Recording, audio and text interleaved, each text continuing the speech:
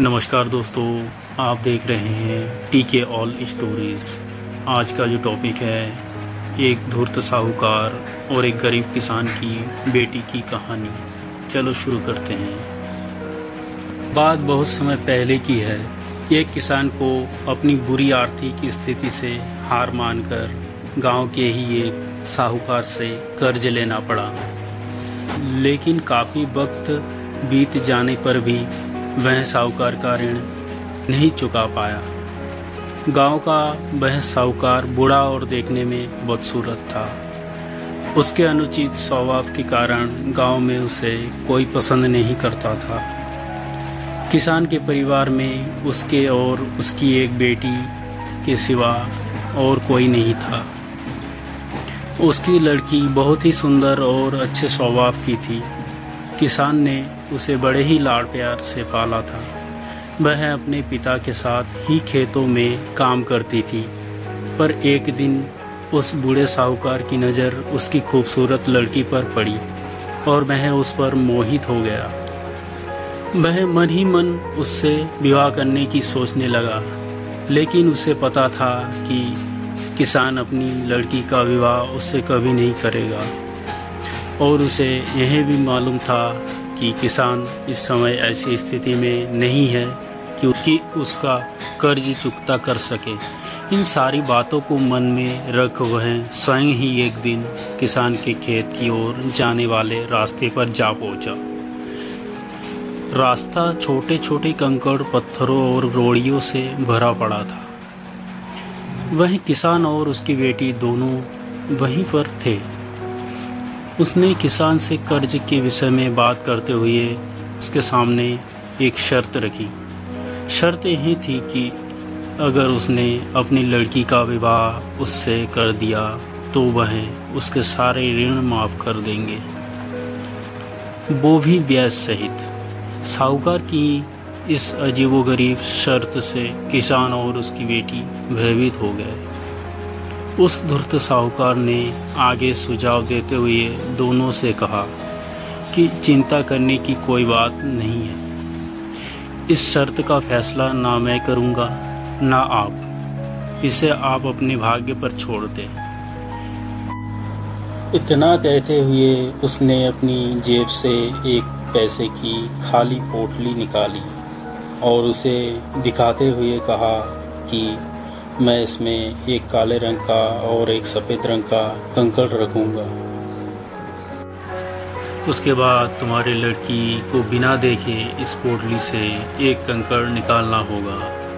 और यहाँ शर्त यही रहेगी कि अगर उसने काले रंग के कंकड़ को निकाला तब उसे मुझसे विवाह करना होगा और तुम्हारे कर्ज भी माफ़ कर दिए जाएंगे।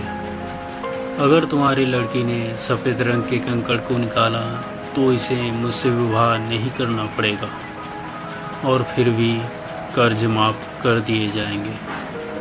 लेकिन अगर इसने कंकड़ निकालने से मना कर दिया तो फिर तुम्हें जेल के सलाखों के पीछे जाना होगा। जैसे ही किसान और उसकी लड़की उसकी इस शर्त पर आपस में बात करने लगे, तभी साहूकार अचानक कंकड़ों को उठाने के लिए नीचे झुका।